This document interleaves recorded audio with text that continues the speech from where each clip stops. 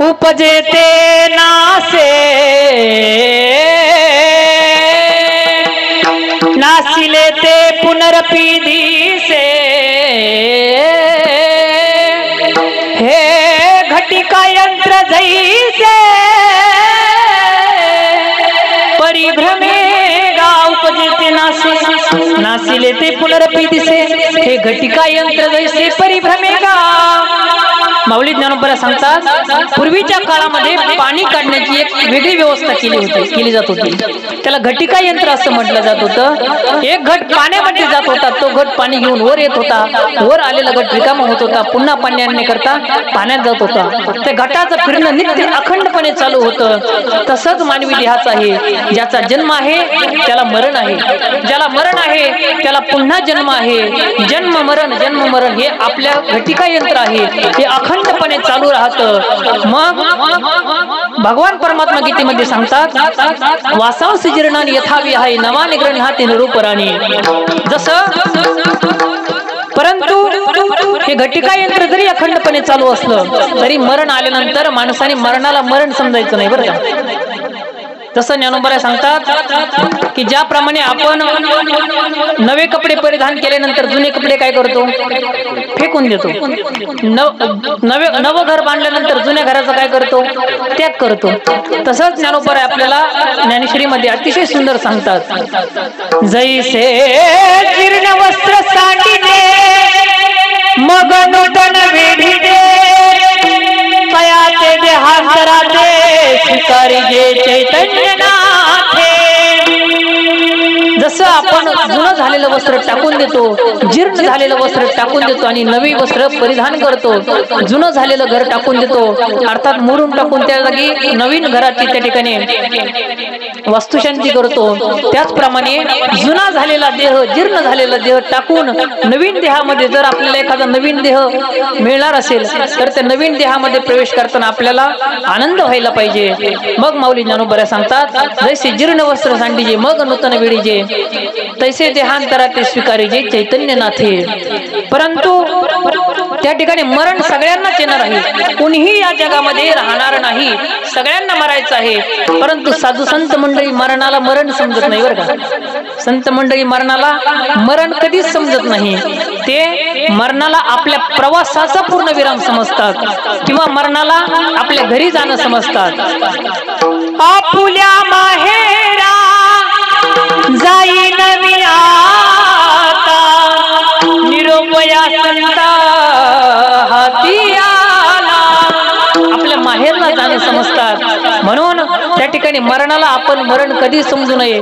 मरावं तर प्रत्येकाला लागणार आहे, परंतु मरण्याच्या अगोदर माणसावरती काही ऋण असतात, बरोबर आहे का नाही।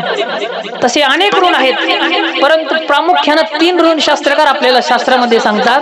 त्यातलं पहिलं ऋण आहे भगवंताचं आपल्यावरती ऋण आहे, दुसरं ऋण आहे साधू संतांचं आपल्यावरती ऋण आहे आणि तिसरं जे ऋण आहे आपल्या आई वडिलांचं आपल्यावरती ऋण आहे।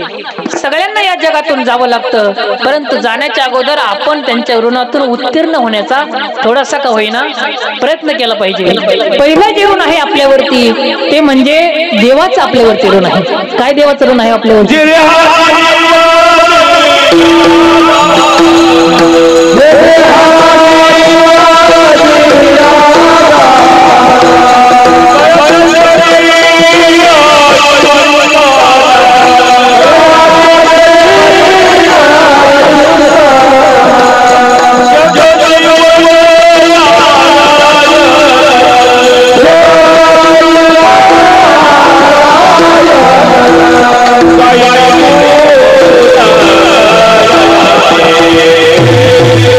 Yeah.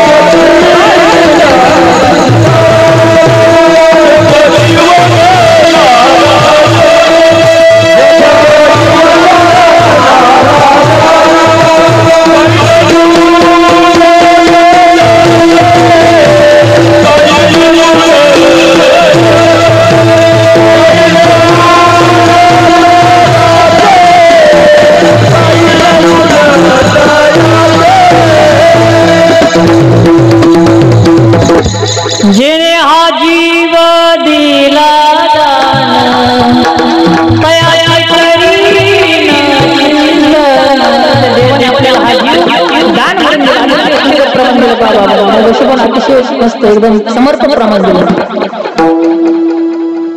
भगवंताने आपल्याला हा जीव दान म्हणून दिलाय, बरोबर आहे का नाही? देवाचे आपल्यावरती उपकार आहेत का नाही? सगळ्या जगाचं भरण पोषण करणारा तो भगवान परमात्मा एकटा आहे. पोषितो जगासी एकला तो भगवान परमात्मा सगळ्या जगाचं पोषण करतो. आपलं हे शरीर जे चालतं हे त्याच्या शक्तीशिवाय चालू सुद्धा शकत नाही.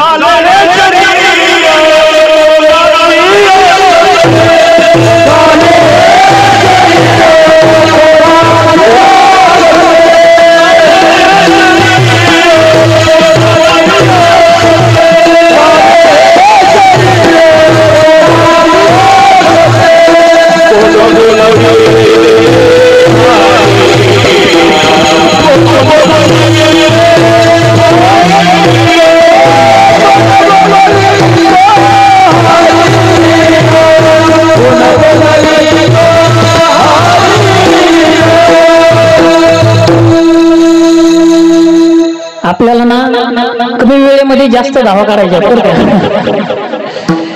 चाले हे शरीर कोणाची सत्य कोण बोलतो हरी देखवी ऐकवी एक नारायण तयाचे भजन आपल्याला देखवणारा ऐकवणारा बोलवणारा चालवणारा तो भगवान परमात्मा आहे. मग त्याचे आपल्यावरती उपकार आहेत. एवढा सुंदर त्या देवानं आपल्याला हा देह दिलाय, त्याचे आपल्यावरती किती उपकार आहेत विचार करा. जर एखाद्या पशु पक्ष्याचा आपल्याला देह दिला असतं चाललं असतं का? एखाद्या कुत्र्याचा जर आपल्याला देह दिला असता, कुत्र्याला महाराज दिसलं तरी काही दगड आहे कुत्र्याला, एखाद्याने कुत्र्याला पाहिलं तरी दगड उचलतो, बरोबर आहे की नाही? कुत्र्याचे किती हाल आहेत. जर आपल्याला एखाद्या गाढवाचा जन्म म्हणा इतर पशु पक्ष्याचा जन्म दिला असता तर चाललं असतं का? उदाहरणार्थ एखाद्या बकरीच्या पोराचा, बरोबर आहे की नाही? बकरीच्या पोराचा जर जन्म दिला असता कधी घेऊन गेले असते उचलून कळालं सुद्धा नसतं.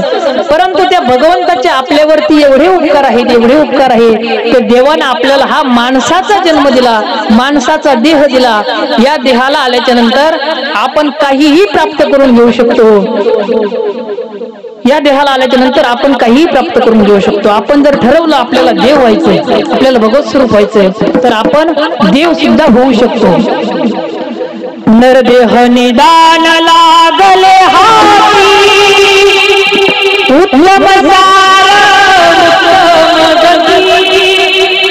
देवची होईल तरी आपण जर ठरवलं आपल्याला देव व्हायचं तर आपण देवही होऊ शकतो. नर कुछ करणी करे तो नर का नारायण बन जाए, राम म्हणता रामची होई जे पदी वैसोनी पदवी घेईजे, किंवा आयुष्याच्या साधने सच्चिदानंद पदवी घेणे. आपण ठरवलं पाहिजे. आपण जर ठरवलं तर आपण देवही होऊ शकतो. देव बनण्याचा रस्ता या मानवी शरीरातूनच आहे, बरोबर आहे की नाही? आपण जर ठरवलं आपल्याला मुक्ती पाहिजे तर मुक्ती मिळवण्याचा रस्ता कुठून आहे? या मानवी शरीरातूनच आहे. शांतीब्रह्म एकनाथ महाराज सांगतात, एका जनार्दनी हरी हरी म्हणता मुक्ती सायुज्यता पाठी लागे. आपल्याला मुक्ती पाहिजे असेल तर मुक्ती मिळवण्याचा रस्ता सुद्धा या मानवी शरीरातूनच आहे. आपण जर ठरवलं आपल्याला मोक्ष पाहिजे आता, बरोबर आहे की नाही? तर मोक्ष मिळवण्याचा रस्ता कुठून आहे? या मानवी शरीरातून आहे. माऊली ज्ञानोबा आहे हरिपाठामध्ये आपल्याला सांगतात, म्हणती जेवाचा तया मोक्ष, म्हणती जेवाचा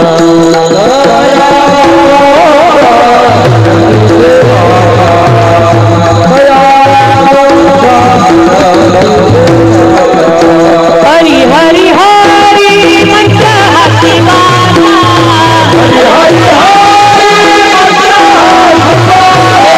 हरी हरी हरी हरी मंत्र हाती वाचा, हरी हरी मनती देवाचा मनती देवाचा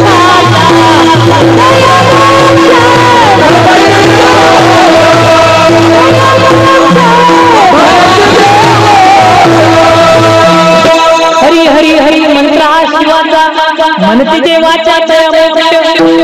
ज्ञानोबरायांचे आपल्यावरती एवढे उपकार आहेत ज्ञानोबा आपल्याला मोक्षाला जाण्याचा मार्ग हरिपाठामध्ये सांगतात। आपल्या तालुक्यात एवढं भाग्य आहे की आपल्या तालुक्यामध्ये ज्ञानोबा 2.5 वर्ष राहिले आणि या ठिकाणी ज्ञानेश्वरी सारखा जगाला तेजोमय करणारा दिव्य ग्रंथ ज्ञानोबा यांनी या ठिकाणी सांगितला। आपलं त्या ठिकाणी आपल्या समोर कृष्णभाऊ पिसबी आहेत, ज्ञानेश्वर मंदिराचे ट्रस्टी विश्वस्त आहेत। आपलं अतिशय परम भाग्य आहे की ज्ञानोबा आपल्या या नेवाशा नगरीमध्ये 2.5 वर्ष राहिले आणि ज्ञानेश्वरी सारखा दिव्य ग्रंथ आपल्याला ज्ञानोबा यांनी दिला। मग ज्ञानोबा हरिपाठामध्ये सांगतात की तुम्हाला जर मोक्ष पाहिजे असेल तर मोक्षाला जाण्याचा रस्ता या मानवी शरीरातून आहे। तुम्ही जर ठरवलं आता आपल्याला वैकुंठाला जायचं, बरोबर आहे का नाही, तर वैकुंठाला जाण्याचा रस्ता कुठून आहे? माऊली हरिपाठामध्ये सांगतात, ज्ञानदेव ध्यानी राम कृष्ण मनी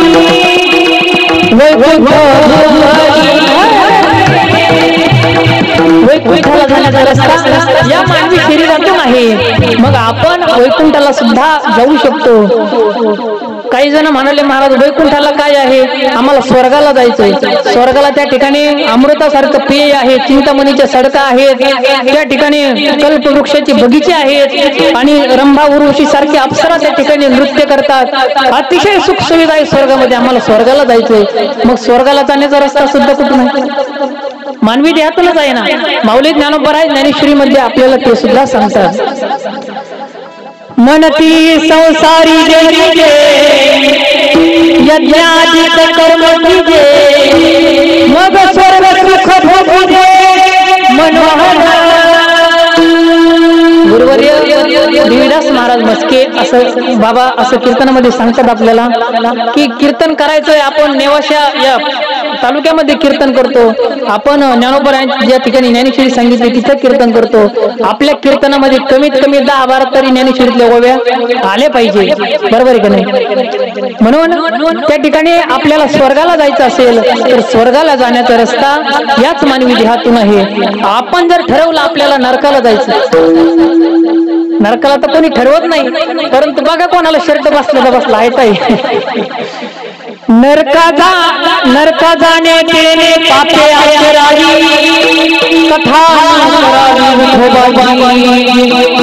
नरकाला जायचं असेल तर त्याने पापाचं आचरण करायचं, भगवंताची कथा कीर्तन करायचे नाही, तो आपोआप नरकाला होतो, बरोबर आहे का नाही?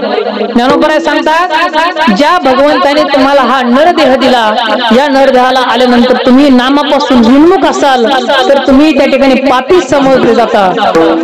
नामासी विन्मुख तो नर पापिया हरिविन धावया जो नामापासून विन्मुख आहे तो पापी समजला जातो आणि तो नरकाला गेल्याशिवाय राहत नाही। मग एवढा सगळं आपण या मानवी देहातून प्राप्त करू शकतो, एवढं सगळं आपण या ठिकाणी आल्यानंतर सुख भोगू शकतो, स्वर्गाला जाऊ शकतो, वैकुंठाला जाऊ शकतो, नरकाला जाऊ शकतो, अनेक पद मिळू शकतो, मुक्ती मोक्ष सगळं काही मिळू शकतो। परंतु आपण ठरवलं तर भगवंताचे आपल्यावरती उपकार आहेत, त्यांना आपल्याला हे नर शरीर माणसाचं शरीर दिलंय, त्याचे आपल्यावरती उपकार आहेत। मग या शरीरामध्ये आल्यानंतरच आपल्याला फक्त विचार करता येतो, परंतु हा भवसिंधू तरुण जाण्याचा विचार करता येतो, परंतु तो विचार कधी करता येतो तो पर्याय अभंगाच्या पहिल्या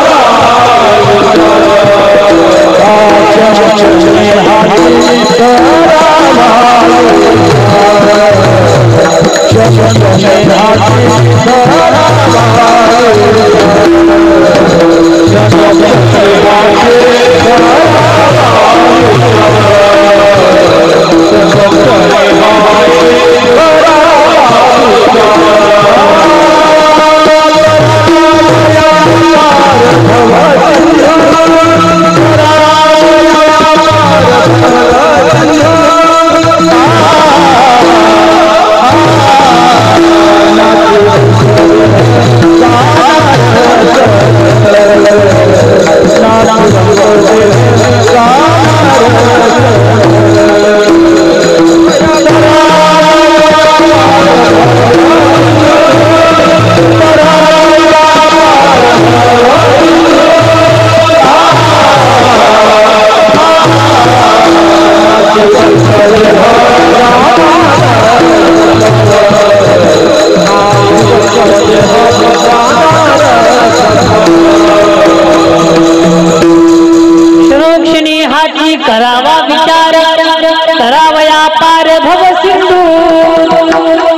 याच देहामध्ये आल्यानंतर आपल्याला हा भवसिंधू तरुण जाण्याचा विचार करता येतो. इतर देहामध्ये विचार सुद्धा करता येत नाही. बरोबर आहे का नाही? पशु काय पाप पुण्य जाणती उत्तम काही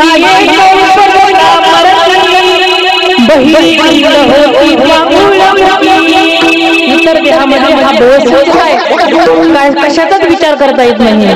म्हणून तुकोबारायांना आपल्याविषयी अतिशय कळकळ आहे. तुकोबाराय अतिशय कळकळीने आपल्याला सांगतात की तुम्हाला हा नरदेह अतिशय सायासाने भेटलाय, मग तुम्ही या मनुष्य देहाला आल्याच्या नंतर हा भवसिंधू तरुण जाण्याचा विचार करा. भवसिंधू तरुण जाणं म्हणजे काय? बरोबर आहे का नाही? भवसिंधू म्हणताना मी त्या ठिकाणी एखादी होडी बुक करू. बरोबर आहे का नाही? भवसिंधू तरुण जाण्याकरता भवसिंधू तरुण जाणं म्हणजे जन्म मृत्यूची एरझार थांबवणं. बरोबर आहे का नाही? जन्म मृत्यूची एरझार थांबवणं. तुकोबाराय एका ठिकाणी सांगतात, किती वेळा जन्म यावे नित्य भावे भजित. देवा, अरे किती वेळा मला जन्माला घालतोस आणि किती वेळा त्या ठिकाणी मरावं लागतं. अरे एका जन्माचं दुःख किती आहे. माऊली ज्ञानोबा ज्ञानेश्वरीमध्ये सांगतात, मातेची अगोदर कुहरी पचवणी विष्टेच्या दाखरी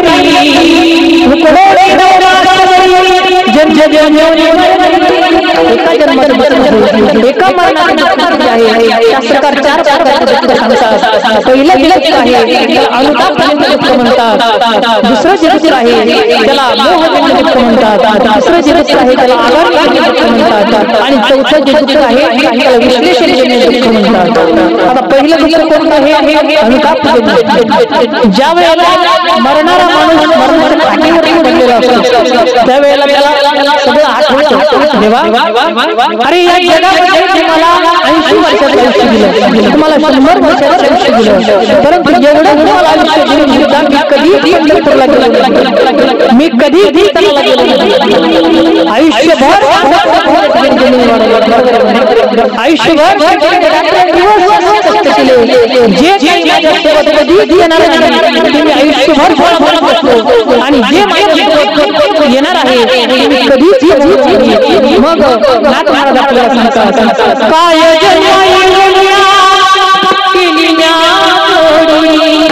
आजी घडोघडी काय जन्माला काहीच केलं नाही. मग त्या ठिकाणी त्याला अनुताप होतो आणि तेव्हा त्याच्या जीवनामध्ये आलेलं त्याला आपण अनुतापजन्य दुःख म्हणतो. त्याच्या जीवनामध्ये आलेलं दुसरं दुःख आहे त्याला मोहजन्य समजतो. त्यांनी जे काही या ठिकाणी समोर संपत्ती आहे, बायको आहे, मुलं आहे, सगळे त्या ठिकाणी नातलग आहे, सगळ्यांचं मोह होतो आणि त्यांचा जीव शरीरातून जात नाही. हे त्याच्या जीवनामध्ये आलेलं दुसरं दुःख आहे त्याला मोहजन्य. तिसरं जे दुःख आहे त्याला आगामी जन्य दुःख म्हणतात. आगामी जन्य म्हणजे मरणाऱ्या माणसाला साक्षात यम दिसतं. एखादा मरणाच्या ठिकाणी खाट्यावर ठेवलेला मनुष्य म्हणतो दिसते आम्हाला, म्हणतो ना, सगळ्याला अनुभव असतो. मग त्याला यम दिसतो मरणाऱ्या माणसाला. यम दिसल्यानंतर तो अतिशय ठिकाणी घेतो आणि त्याच्या जीवनामध्ये आलेलं तिसरं दुःख आहे त्याला यम दिसतात. 11 स्वरूपाचे तिसऱ्याच्या नंतर तो आरडा ओरडा करतो, त्या ठिकाणी यमाला घेतो. मग त्याला तिसरं दुःख आहे आगामी जन्मी त्याला दुःख होतं. चौथं जे दुःख आहे त्याला विश्लेषण दुःख म्हणतात. विश्लेषण म्हणजे ज्या वेळेला यमराजा त्या ठिकाणी पुढे सहित आपला प्राण बाहेर काढण्याचा प्रयत्न करतो त्यावेळेला जे शरीर आहे आपलं ते शरीर त्या प्राणाला असं धरून ठेवण्याचा प्रयत्न करतो आणि त्यांच्यामध्ये जे घर्षण होतं त्याला विश्लेषण दुःख म्हणतात. मग जन्माला येताना आपल्याला दुःख फक्त 24 मरताना आपल्याला हे 4 दुःख भोगावे लागतात. एवढं आपल्याला एका जन्माचं दुःख आहे. परंतु नामदेव महाराज आपल्याला एका अभंगामध्ये सांगतात तुम्हाला किती जन्म घ्यावे लागेल. 20 वृक्षामध्ये जलचरी भोगाव्या 9 लक्ष 11 किरणामध्ये घ्याव्या 10 लक्ष घ्याव्या पक्षामध्ये. किती झाले?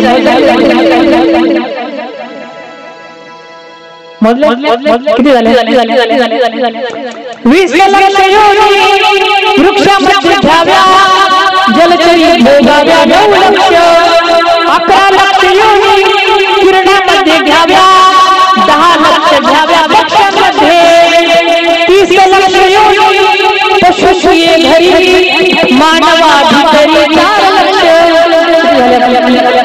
84 मग हा 84चा फेरा आहे या 84 लाख वेळा जन्माला यावं लागतं 84 लाख वेळा आपल्याला मरावं लागतं तेव्हा कधीतरी आपल्याला हा माणसाचा जन्म मिळतो आणि या जन्मामध्ये जर आपण भगवंताचं भजन नाही केलं या जन्मामध्ये आल्यानंतर जर आपण हा भगवंत सर्व करण्याचा प्रयत्न नाही केला तर आपल्याला पुन्हा या फेऱ्यामध्ये पडावं लागतं आणि मग पुनरुत्थान त्या ठिकाणी आपल्याला पुन्हा पुन्हा जन्माला यावं लागतं आणि पुन्हा पुन्हा मरावं लागतं मग जगद्गुरु तुकोबाराय आपल्याला अगदी विनंती करतात की बाबा हो हा माणसाचा देह मिळाला हा काही जास्त दिवस असणार नाही कारण हा कसा आहे नाशवंत आहे याला तो काळ घडी घडी खात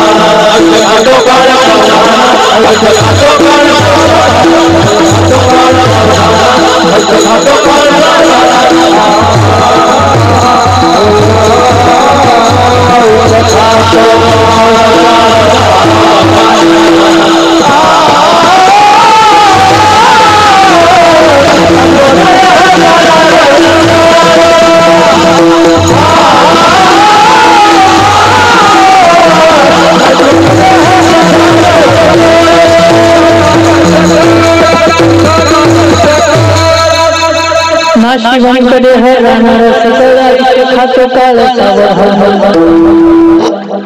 त्या मृत्यू लोकांमध्ये आल्यानंतर तो काळ आपलं रोज थोडं थोडं आयुष्य खातो बरोबर का नाही आता सकाळी उठल्यानंतर भगवान परमात्म्याने आपल्या अकाउंट मध्ये 24 तास टाकले तुम्ही त्या 24 तासामध्ये काहीही करा तुम्ही झोपा काढा तुम्ही त्या ठिकाणी बांध करा तुम्ही काहीही करा शेतीचा उद्योग करा काही त्या ठिकाणी अनेक वेगवेगळे प्रयोग करा काही करा परंतु तो काळ तुमचा जाणार आहे तो तुम्ही सार्थकी लावा किंवा त्या ठिकाणी निरर्थकी लावा तो काळ तर चालला ना काळ तर निघून जाणार आहे मग जगद्गुरु तुकोबाराय सांगतात व्यर्थ आपला काळ इकडे तिकडे घालण्यापेक्षा आपण परमार्थामध्ये आपला काळ घालावा हा भवसिंधू तरुण जाण्याचा विचार करावा हा 84चा फेरा यामध्ये जर तुम्हाला पडायचं नसेल तर तुम्ही त्या ठिकाणी भगवंताच्या प्राप्तीचा उपाय करा त्या ठिकाणी भगवंताची आपल्यावरती अगणित असे उपकार आहेत. देवानं आपल्याला हे शरीर दिलं, बरोबर आहे का नाही? एक उपकार झाले देवाचे. आता दुसरे उपकार कोणाचे सांगितलं सर्व साधू संतांचे आपल्यावरती उपकार आहेत. काय उपकार आहे साधू संतांचे? ते आपल्याला काय करतात? जागा करण्याचा प्रयत्न करतात.